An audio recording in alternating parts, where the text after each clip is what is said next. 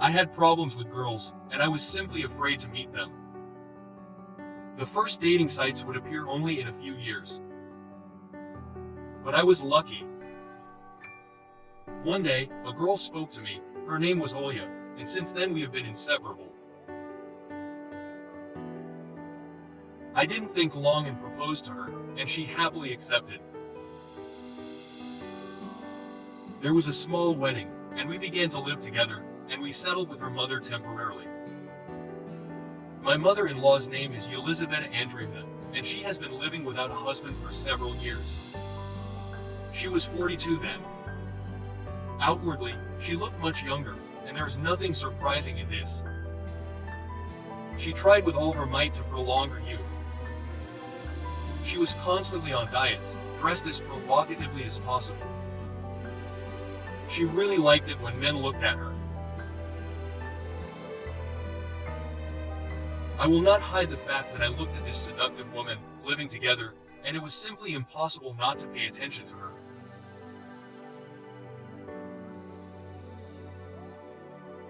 It began to seem to me that she noticed how I sometimes looked at her and assessed her, but she never once made a remark to me about it. She was too weak-willed for such a conversation. Don't get me wrong.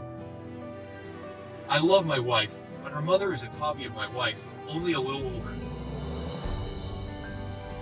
And then there was some kind of holiday, and we gathered to sit and celebrate a little.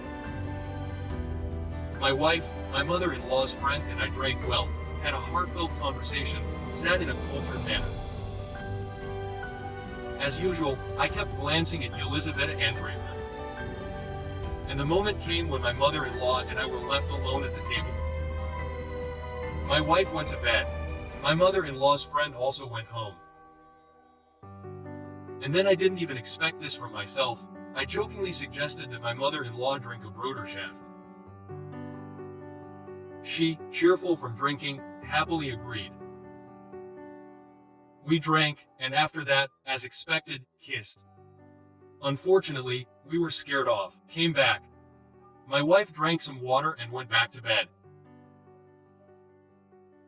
I knew that I might not get another chance like this, so I plucked up my courage and confessed everything to her. She looked surprised and immediately started talking about all sorts of things, but she was clearly embarrassed. But what I said was not in vain, because it was mutual. That's when everything started to happen for us, and everything would have been fine, but after 2 months my mother-in-law got pregnant. None of our friends or my wife knew who the child was from. After all, my mother-in-law hadn't been with anyone lately. Then I had to make up a story about artificial insemination. Now I work 2 jobs, because my wife is also pregnant. And I need to support such a large family. That's how I ended up in slavery. And there's only one way out: hide everything and work tirelessly.